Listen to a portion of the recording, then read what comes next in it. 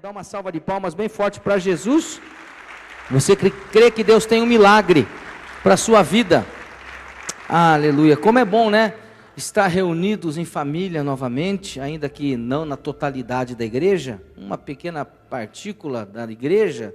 Logo de manhã, já no primeiro culto, tivemos aqui um número muito grande de pessoas, dentro do limite possível, é bom que se diga, porque também está sendo transmitido, você não está vendo as câmeras aqui agora, mas tem uma ali, ó, naquele cantinho ali, ó, e tem uma lá no meio, lá no meio, lá na galeria, tem uma que está projetando o culto aí para todos os lugares do Brasil e do mundo, onde nós conseguimos chegar através da internet, através desse culto. Então, bom dia você que está em casa também, que Deus te abençoe. Abra a palavra de Deus comigo lá no livro de 1 Reis, capítulo de número 18, e vamos para a palavra de Deus nessa manhã.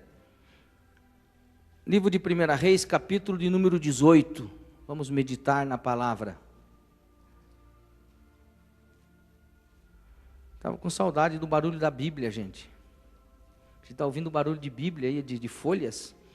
Ah, como é bom ouvir esse barulhinho, né, gente? Fazia tanto tempo, né, que nós estávamos aqui falando para as paredes, literalmente. Claro que não, né? Tinha lá a câmera, sempre filmando, mas a impressão que dá e que dava é que a gente está falando para o nada, né? Então é uma coisa muito doida. Capítulo 18, versículo de número 30 a seguir, diz assim a palavra: Então Elias disse a todo o povo: Chegai-vos a mim. E todo o povo se chegou a ele, e restaurou o altar do Senhor que estava quebrado.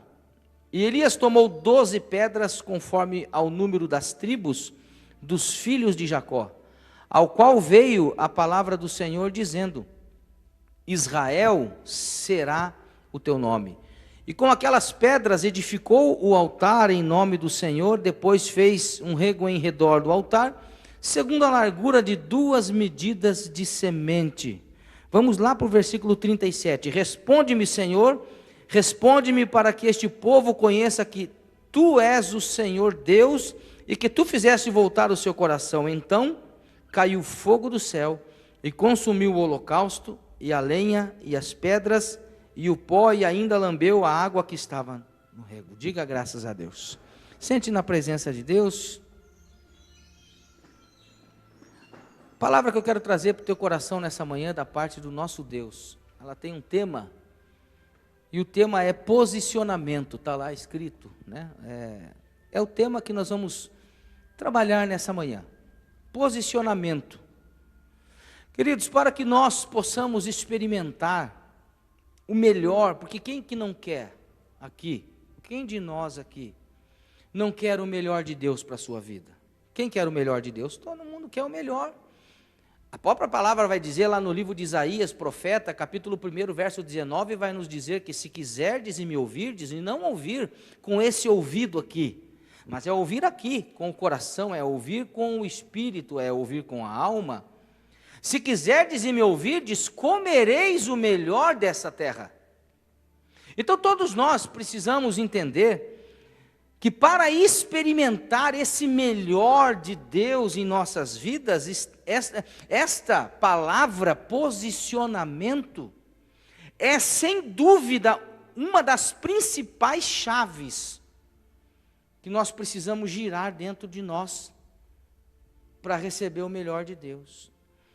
Olhando para o texto que nós lemos, em meio a uma grande batalha, uma das grandes batalhas bíblicas que todos nós conhecemos, Elias então se posiciona para receber, porque ninguém consegue receber nada sem ter uma posição.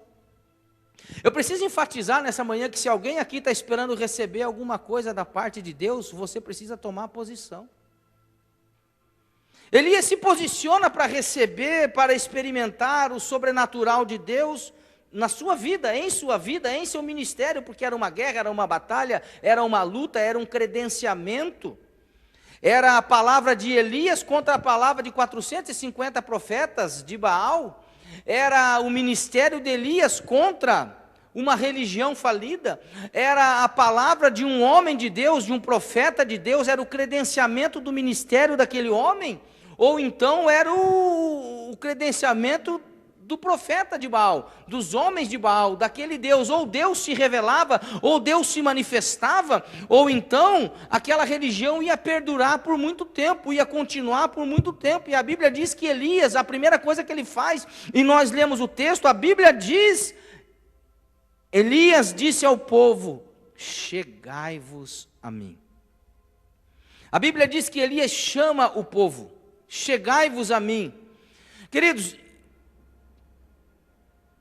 posicionamento é chamar responsabilidade. Que, aliás, é uma palavra que está muito em desuso hoje. Se tem uma coisa que está em desuso e está caindo em demodê hoje, fora de moda, para você entender melhor, é a palavra responsabilidade. As pessoas não estão mais tão responsáveis assim. Há uma irresponsabilidade muito grande quanto à sua vida, seja material. Há uma irresponsabilidade muito grande quanto à sua vida, seja de ordem física. Há uma responsabilidade quanto à sua vida, seja de ordem, principalmente aqui, a ordem espiritual. Há uma irresponsabilidade muito grande no que diz respeito a casamento, a vida a dois, a matrimônio, a relacionamento. A verdade é que as pessoas não são tão responsáveis assim, e aí posicionamento é o quê? Posicionamento nada mais é do que chamar responsabilidade para si, é parar de transferir. Porque o ser humano, desde que o mundo é mundo, lá no Éden, o ser humano ele tem essa tendência de transferir a culpa. O ser humano ele tem essa tendência de jogar a culpa. Vamos falar a verdade, irmãos, nua e crua nessa manhã. O que nós vamos participar daqui a pouco, que é a Santa Ceia do Senhor, nada mais é do que uma transferência de culpa. Sabe, deixa eu explicar isso para você. Na verdade, Cristo se fez substituto por nós no que diz respeito ao pecado. Por isso o pecado não pode mais dominar em nós. Mas se por conta da nossa natureza pecaminosa, se por conta das nossas paixões, se por conta dos nossos desejos, porventura nós viemos a pecar, a Bíblia diz que nós temos um advogado junto de Deus, que pode compadecer-se de nós, porque ele foi tentado em todas as coisas, mas em nada pecou. Então é uma transferência de culpa. A minha culpa, Cristo assume a culpa, e eu fico livre para ter uma vida abençoada. Diga graças a Deus. Então é a transferência, mas o ser humano, redobre sua atenção, desde o Éden ele tem a tendência de ficar transferindo culpa para os outros. Então eu transfiro a culpa para minha esposa, a culpa é dela, eu não sou culpado. Então eu transfiro a culpa do que está acontecendo agora. Aliás, diga-se de passagem, não entro no mérito da questão, mas agora eu penso que quem inventou o Covid foi o Bolsonaro. O Brasil é uma coisa tão doida, que só no Brasil essa questão política foi levantada, só no Brasil essa doença veio desembocar na política, que o homem é culpado de tudo. E nós também temos a tendência de culpar o governo por tudo o que acontece em nossa vida.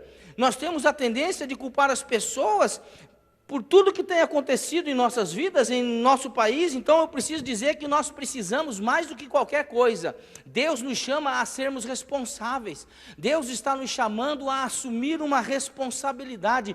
Deus está nos chamando a ter posicionamento. E aliás, é hora da igreja de Cristo na terra, a igreja que milita, não a igreja simpatizante, porque de simpatizante está cheio, gente. Eu não estou falando da igreja que gosta, eu não estou falando da turma que gosta da igreja, eu não estou falando da turma que simpatiza com a igreja, eu estou falando da turma que milita, os combatentes de Cristo. Esse sim é hora de se posicionar para a batalha, é hora de se posicionar para a grande guerra, porque estamos sim enfrentando uma grande guerra, estamos sim enfrentando uma grande batalha, e não é só contra o mundo, mas é contra o reino das trevas, contra o principado e potestades. Mas nós não precisamos ficar atemorizados, nós não precisamos ficar com medo, nós não precisamos ficar encolhidos dentro de uma caverna igual Elias, mas nós podemos sim profetizar a palavra, porque nesta guerra não tereis que pelejar, Deus está pelejando por nós, e quando Deus peleja, a vitória é certa. Eu quero dizer que a vitória na tua vida é certa, eu quero dizer que a tua vitória é certa, meu irmão.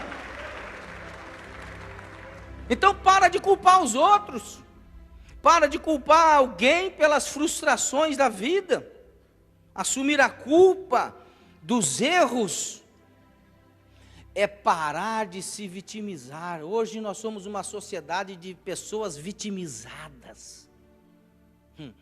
Hoje nós somos uma sociedade de pessoas que ficam se vitimizando. É um mimimi daqui, é um mimimi daqui, é porque o pastor falou isso aqui, é porque o pastor deixou de falar. Se o pastor fala, ele é ruim; se ele não fala, ele é ruim; se ele prega pouco, não tem ministério; se prega muito, ele é chato; se me deram um oi, é porque me dá oi; se não deram um oi, por que não me deram oi? Gente, não está fácil, principalmente no que diz respeito a evangelho, gente, não está fácil pregar evangelho hoje.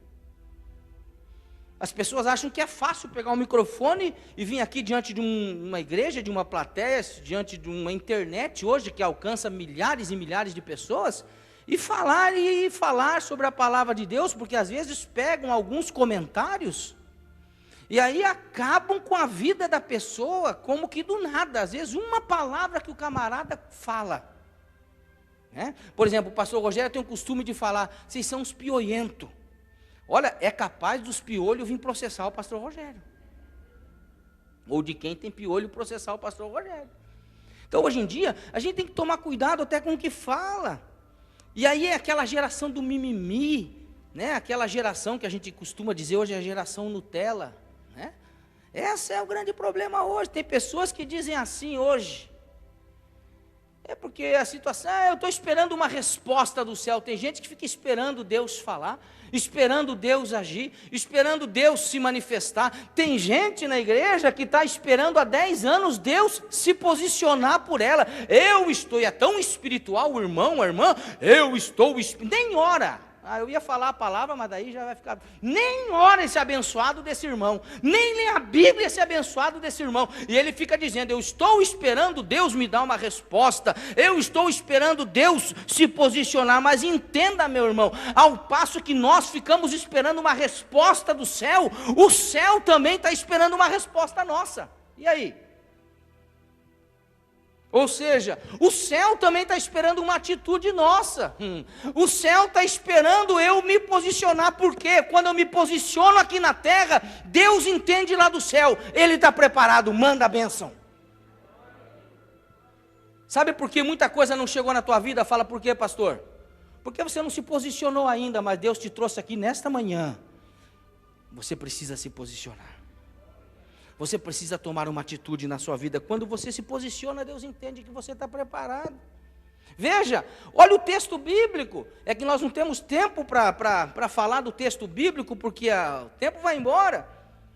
A primeira ação que nós vemos aqui não foi do céu. Depois você lê na sua casa o 18 inteiro, o capítulo inteiro de 1 Reis. Queridos, a primeira ação que eu consigo entender e enxergar no texto não foi do céu, mas ela foi de Elias. E os crentes têm esperado uma ação do céu, quando na verdade o céu está esperando uma ação nossa, porque é ação e reação. Quando eu reajo aqui, o céu reage a meu favor. Tiago capítulo 4, verso 8 diz assim: chegai-vos a Deus e Ele se achegará a vós. Não é Deus que se achega e aí eu... Não. Chegai-vos a Deus e Ele se achegará a vós. Alimpai as mãos, pecadores, e vós de duplo ânimo, purificai os vossos corações. Em segundo lugar, para a gente ir rápido aqui, porque não podemos demorar, é restaurar o altar em nossas vidas. A restauração, queridos, ela acontece a partir de nós, consertando o altar que estava em ruínas, diz a palavra no versículo 30. Então Elias disse a todo o povo: chegai-vos a mim. Posicionamento. Ele tomou a responsabilidade. E todo o povo se achegou a ele, e olha o que ele fez: restaurou o altar do Senhor, que estava quebrado. Sabe, queridos, eu preciso enfatizar nessa manhã que, infelizmente, o pastor não está aqui lançando palavras de julgamento sobre a vida dos irmãos. Não estamos aqui a criticar os irmãos, mas a verdade é que nesse tempo difícil, nesse tempo de pandemia, muitos altares estão sendo quebrados.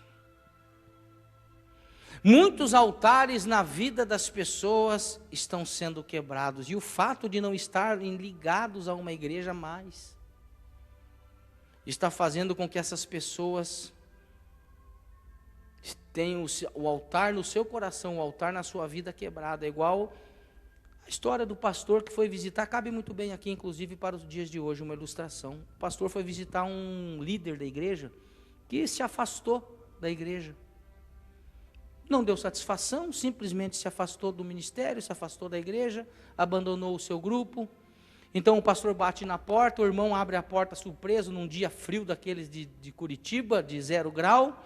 O irmão está com a bela lareira ligada na sua casa. Aí o irmão olha para o pastor na porta e fala: pastor, vamos entrar, que surpresa, puxa vida, não esperava, entra. E o pastor entra, não diz uma palavra. Fica olhando para o irmão fica olhando para o pastor, segue aquele silêncio. O irmão puxa uma confortável poltrona bem do ladinho da lareira para o pastor sentar. O pastor se assenta ao lado da lareira, fica olhando as chamas, fica olhando as brasas, fica olhando a madeira, fica olhando aquele fogo se aquecendo, e fica olhando. E o irmão fica ali inquieto, querendo falar alguma palavra, mas sem jeito de falar nada, e não se atreve a falar nada. Afinal de contas, o pastor estava na casa, ele não ia para a igreja. Então agora, o pastor pega, como que uma pinça, alguma coisa grande, e tira um pedaço de brasa e coloca fora do fogo. E fica em silêncio. E de repente, aquele braseiro vai se apagando, vai se apagando, vai se apagando, quando virou apenas um carvão cheio de fuligem.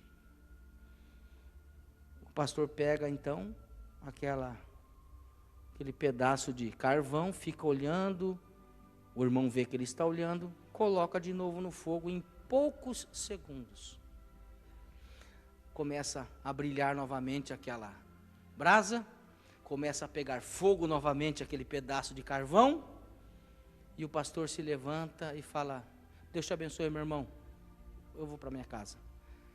Quando o irmão está abrindo a porta, ele fala: pastor, deixa eu te falar uma coisa, com lágrimas nos olhos. Ele fala: muito obrigado pelo belo sermão que o senhor me pregou essa noite aqui. Semana que vem eu estarei no convívio da igreja novamente. Querido, não deixe a sua chama se apagar, porque há muitos altares quebrados por conta do distanciamento. E não venha me dizer que você vê a internet, que você vê cultos na internet, você não consegue distinguir nenhuma palavra, porque em 1 hora você vê 10 lives. Não vocês, mas quem está lá às vezes.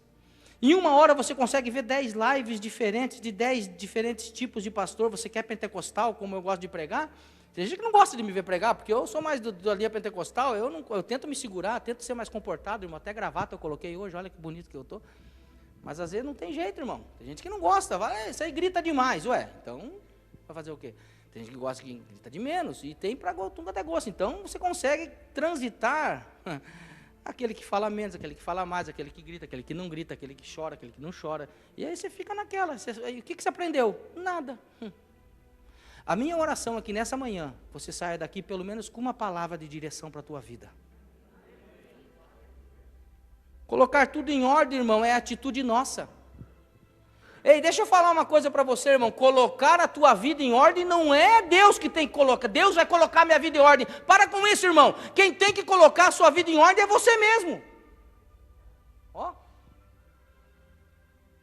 Nós esculhambamos as coisas, desarrumamos as coisas, e depois, na maior caruda, na maior cara de pau, reclamamos que a nossa vida está em desordem.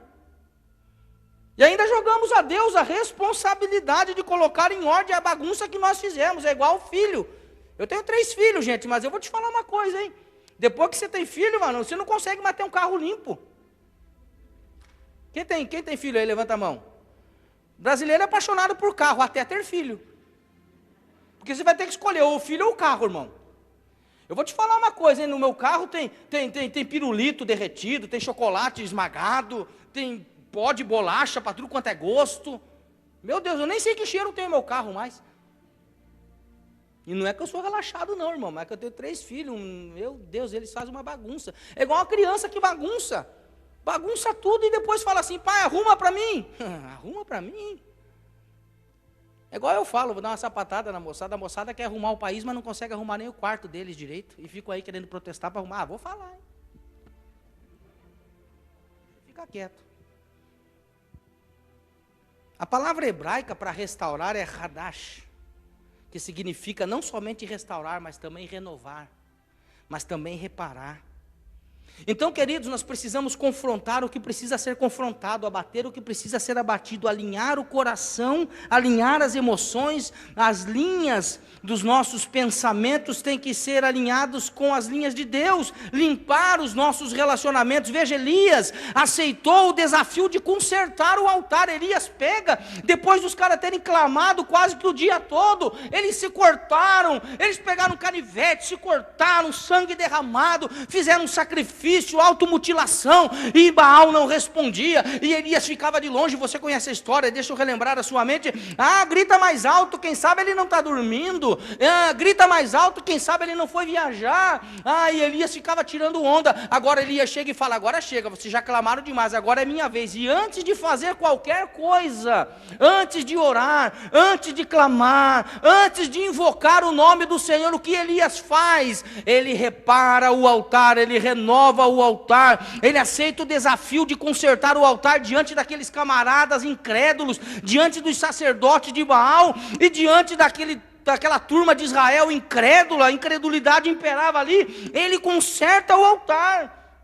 E o que eu aprendo, irmão? Não importa quem você vai ter que desagradar, porque na caminhada nós desagradamos muita gente. Ei, deixa eu te falar uma coisa, eu não sei se você já percebeu, se tem crente aqui, mas a nossa postura cristã desagrada muita gente.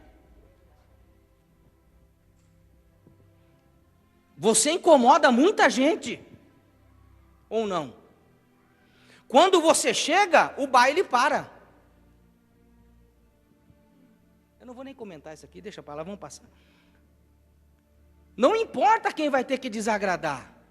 Esqueça o que estão dizendo, esqueça o que vão falar, esqueça o que vão pensar. Eu estou falando de ceia, eu estou falando de comunhão. Por isso é uma palavra que alguns podem dizer, podia ser uma palavra mais light, podia ser uma palavra mais água com açúcar. Não tem água com açúcar, não tem palavra light, irmão. Isso é palavra de Deus, é revelação do céu, para que você conserte o altar. Se porventura o altar tiver desconcertado, essa palavra não é para mim, pastor. Graças a Deus o meu altar está consertado, glória a Deus. Mas se vier a desconcertar, irmão, conserta de novo. Pede para Deus te ajudar a consertar de novo, e a bênção vai continuar na tua vida. Porque a bênção não é para... Porque nós precisamos entender um mistério aqui.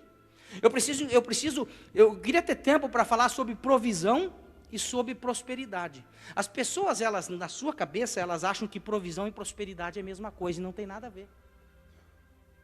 Provisão é para um tempo, por isso Deus provê para um tempo. Lá no deserto, Deus ele providenciava para o povo o maná do dia. Colhe, come. Não guarda porque vai apodrecer. Por quê? Porque o povo tem que confiar em Deus. Por isso Deus te provê todo dia. Por isso você recebe salário todo mês, ou semanalmente, ou quinzenalmente. É uma providência de Deus na tua vida. Você tem que confiar na providência de Deus, mas na força do seu trabalho também. Você trabalha, você recebe o salário, mas é uma providência de Deus. Agora, a prosperidade é diferente. A prosperidade é para a vida toda. Então o que eu quero dizer com isso, irmão? A bênção de Deus na nossa vida, ela é conquistada dia a dia, não é assim de uma vez só. Bom seria, né, irmão? Se nós pudéssemos conquistar agora, hoje, irmão, hoje tem uma fórmula mágica. Uau, queridos, eu escrevi um livro, e aqui nesse livro tem uma fórmula mágica, todos comprem. Hoje você vai adquirir uma bênção, e nunca mais vai precisar correr atrás da bênção. Bom seria, irmão. Que bom seria que fosse assim. Mas é a provisão, é todo dia. Fala comigo, é todo dia. Fala comigo, vida cristã. Fala forte, vida cristã. É todo dia. Fala para o seu irmão que está ao seu lado, é todo dia. Fala para ele aí, não é só ceia não, irmão. Não é porque você está de máscara que você não vai falar, não. Vai falar. É dia de ceia também. Eu não vou mudar aqui. Então, meu irmão, não importa quem você vai ter que desagradar. Esqueça o que estão dizendo, o que vão falar, vão pensar, as retaliações que você pode sofrer. Se mova nesse dia, meu irmão. Por quê? Porque eu quero dizer que Deus é contigo. Aleluia. Deixa eu dizer de novo, Deus é contigo. E se Deus é contigo, você já sabe o resultado final dessa história. É bênção de Deus. Bata palmas e glorifique Jesus.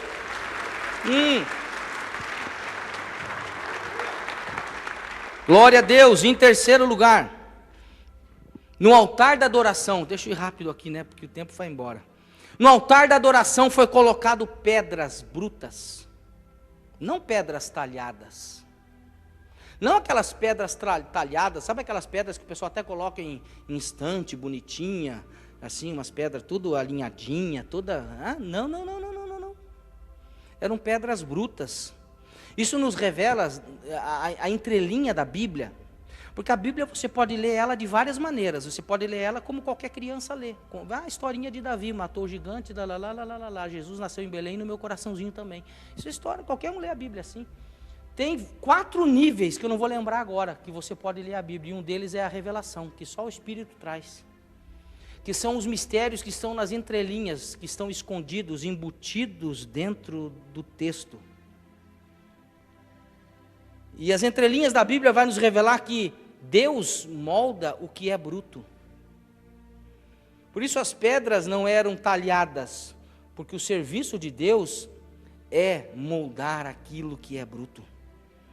Então, às vezes, a gente fica querendo cobrar das pessoas aquilo que só Deus pode fazer. Às vezes a gente fica querendo cobrar da igreja. Quando eu falo igreja, porque nós somos igrejas, nós temos um termo errado de falar, eu vou para a igreja. Não, eu sou igreja, eu vou para o templo. Mas eu sou igreja. Mas tudo bem, entendemos que nós somos igreja. E aí nós ficamos querendo cobrar da igreja aquilo que só Deus pode fazer. Nós ficamos querendo cobrar do pastor aquilo que só Deus pode fazer. Nós queremos ficar cobrando da campanha aquilo que só Deus pode fazer.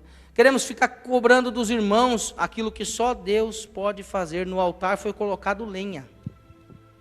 E quando eu falo em lenha, eu estou falando de algo novo. Eu estou falando de um sacrifício novo. Deus não queima cinza. Deus nunca queimou cinza. Deus queima lenha. E tem muita gente querendo fogo de Deus trazendo cinza. Irmão, deixa essa cinza. Ai. Você está entendendo essa palavra ou não? Deus não queima cinza, irmão. Deus queima lenha. Nesse dia que nós estamos aqui, que é o tempo de hoje, Deus está trazendo um renovo para a sua vida. Busque uma nova mentalidade. Deixa o passado, deixa os velhos hábitos, deixa as velhas atitudes para trás. A Bíblia diz também que no altar foi colocado um animal para sacrifício. E isso fala daquilo que estamos dispostos a entregar a Deus, porque é no altar que eu entrego. As pessoas dizem, eu vou receber. Não, você não vem receber, você vem entregar. Eu vou receber. Até a gente cantava, né? Eu vim buscar, eu até gravei no CD do Bons Tempos, muita gente tem. Eu vim buscar a graça poderosa, somente Deus tem poder para dar. É um sentido figurado, eu vim buscar uma bênção. Claro que nós viemos buscar uma bênção, mas antes de levar a bênção, eu tenho que entregar algo. O que você vem entregar para Deus hoje aqui? No altar é que eu entrego para Deus. Minha renúncia é mais importante do que aquilo que eu busco. Você sabia? Há muita gente que pode dar uma quantidade enorme de dinheiro para Deus, para a igreja, para a casa de Deus, sem mover o coração de Deus. Porque Deus está mais interessado na tua renúncia quanto ao pecado, na tua renúncia quanto às coisas que te separam dele, do que propriamente dito o teu dinheiro, que também é válido, sem problema nenhum.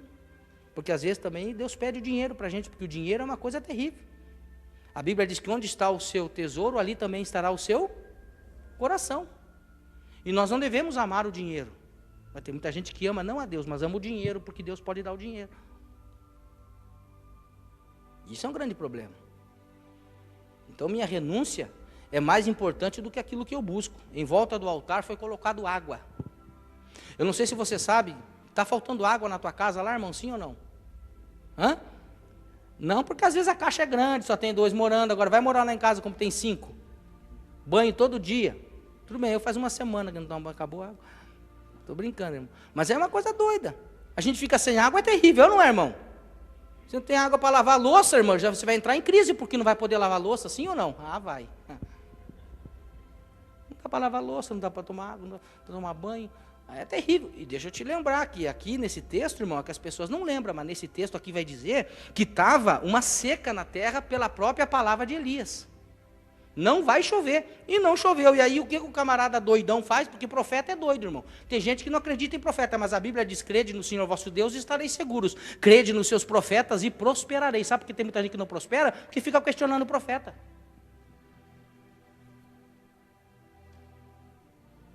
Elias pegou e falou assim: traz água. Mas água, profeta, você está maluco? Está seca aí do povo. Traz água. Encham. Elias conserta o altar, repara, você conhece 12 pedras brutas, representando cada um dos filhos de Jacó, as 12 tribos de Israel. Coloque em ordem o altar, porque deixa eu te falar, vou falar uma revelação para você aqui.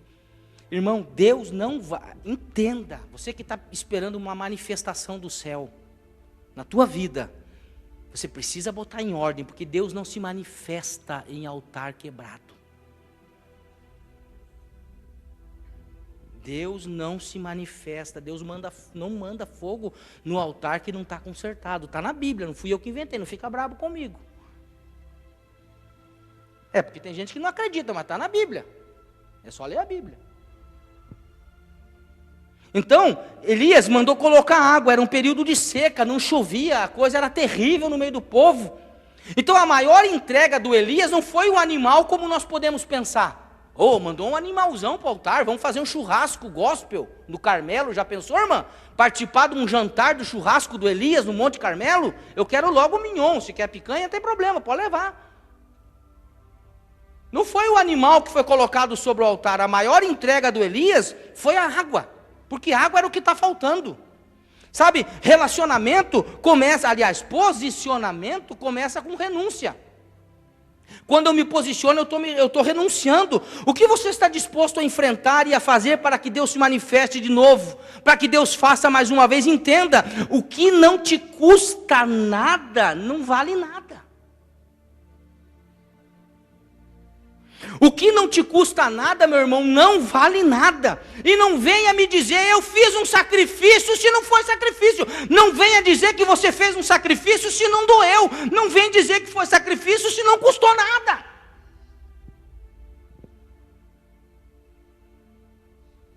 Davi sabia disso, eu vou acabar, diga graças a Deus. Ele já vai acabar. Davi sabia muito bem sobre sacrifício. Ele foi comprar lá um pedaço de terra de Araúna, que ele queria fazer um lugar para Deus, e ele falou, põe preço na terra que eu vou comprar. Ele falou, não, rei, longe disso, é teu, quem que vai querer vender, né? Quem que vai querer vender para o rei naquela época? Pode pegar, pega tudo. Ele falou, negativo, olha o que diz a palavra. Não oferecerei ao Senhor meu Deus holocaustos, sacrifícios que não me custem nada. E os crentes são ensinados a oferecer sacrifício que não custa nada. Que sacrifício, irmão? Se eu me humilhar diante do teu altar e sacrificar. Sacrificar o quê, irmão? Você não sacrifica nada, nós não sacrificamos nada. Nem uma noite de sono nós sacrificamos para levantar e orar no frio da madrugada. Nós não sacrificamos um dia de celular para Deus. Você não sacrifica um dia de... Tem gente que se ficar meia hora sem olhar o Facebook vai dar crise de abstinência. Vai cair no chão e vai começar a espumar. Sacrifica o quê, irmão? Não sacrifica nada. Não sacrifica um jejum para Deus. Eu estou falando com crente aqui, tem crente aqui ou não? O que você tem sacrificado para Deus, irmão?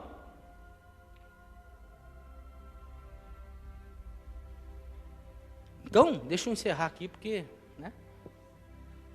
Deixa eu ir mais tranquilo. Elias semeou águas em tempo de seca. Além de ver cair fogo do céu, Elias viu cair chuva. Você sabe por que a Bíblia vai dizer, irmão? Vou te dar uma revelação, que um dia eu estava pregando no culto aqui de sábado, e Deus me deu uma revelação poderosa acerca disso. A Bíblia vai dizer que Elias... No 32, e com aquelas pedras edificou o altar em nome do Senhor. Depois fez um rego em redor do altar, segundo a largura do quê? De 2 medidas de semente. Ou seja, a semente é para quem quer colher. Agora Elias vai, por que Elias vai abrir como se vai semear? Porque Elias ia semear o que ele precisava, irmão. Então Elias fez o quê? Semeia água. Porque aquilo que você precisa, você tem que semear. Você quer amor, irmão? Quem quer amor? Semeia amor, irmão. Você quer paz na tua vida? Quem quer paz na tua vida? Então semeia a paz. Quem quer esperança nesse mundo tão difícil? Levanta a mão, diga eu quero, eu quero. Então para de falar só notícia ruim, irmão. Para de ficar vendo o Globo. Vou falar, hein? Se não tem coisa boa lá, só sabe bater no Bolsonaro, só sabe falar mal da Covid, que morre isso, morre aquilo, mas nunca fala de quem recuperou, nunca fala das coisas boas. Quer esperança? Planta esperança. Vou dar uma de Silvio Santos. Quem quer dinheiro? Planta dinheiro, irmão. É assim que funciona. Está na Bíblia. Por isso ele fez. E a Bíblia diz que foi colocada água e Deus se manifestou, Deus credenciou. E aí um pouquinho mais para frente, eu vou encerrar agora. Mais para frente, Elias vai lá para o monte, o cume do monte. E Elias coloca a cabeça entre as pernas, como quem vai dar a luz, como uma mulher em posição de parto na época antiga, para dar a luz. E Elias fala para o seu moço, para Geazi, se não fala a memória, vai lá e veja, olha lá e vê se tem, vai vir chuva. Fala, não profeta, não vem nada. Corre lá de novo. Não profeta, eu já fui uma vez, larga a mão de ser preguiçoso, cara, vai lá e veja, eu estou mandando. Eu sei que vai vir. Segunda vez, terceira vez, quarta vez. Por que, irmão? Ele mandou 7 vezes, porque ele tinha certeza, porque quem sabe o que planta não teme a colheita, irmão. Ele sabia que vinha chuva, por quê? Porque ele tinha plantado água, irmão. Sabe quando a colheita vai vir na tua vida? Diga quando, pastor? Quando você começar a semear certo. Aí eu vejo o profeta, uma nuvem do tamanho da mão de um homem. Sabe o que é no céu uma nuvem do tamanho da mão de um homem? Nada. Quem já viajou de avião aqui? Que saudade, né, de viajar de avião. Você já viu o avião quando está lá em cima? Que tamanho ele é? Você consegue fazer assim e tirar até selfie, né? Foto assim, ó. Para pegar o aviãozinho na mão. Tem gente que faz assim, né? Você já viu ele perto ou não? Aqueles Boeing 777, o tamanho daquele trem? Misericórdia, gente. Se você ficar pensando como é que um negócio daquele para lá no ar, com 400 pessoas dentro, quantas toneladas de mala, isso, aquilo, aquele peso, fala, meu Deus, não vou nisso aí não. Elias sabia o tamanho da mão do homem. Corre porque vem chuva. Deixa eu falar uma coisa para você, irmão. Quem sabe você esteja dizendo, a minha bênção é pequena. O tempo que está restando para acabar o ano é tão pequenininho perto do ano todo. Vai a revelação dessa manhã para a tua vida, meu irmão. Corre porque vem chuva da parte de Deus sobre a tua vida. Vem chuva sobre a tua casa. Vem chuva sobre a tua família.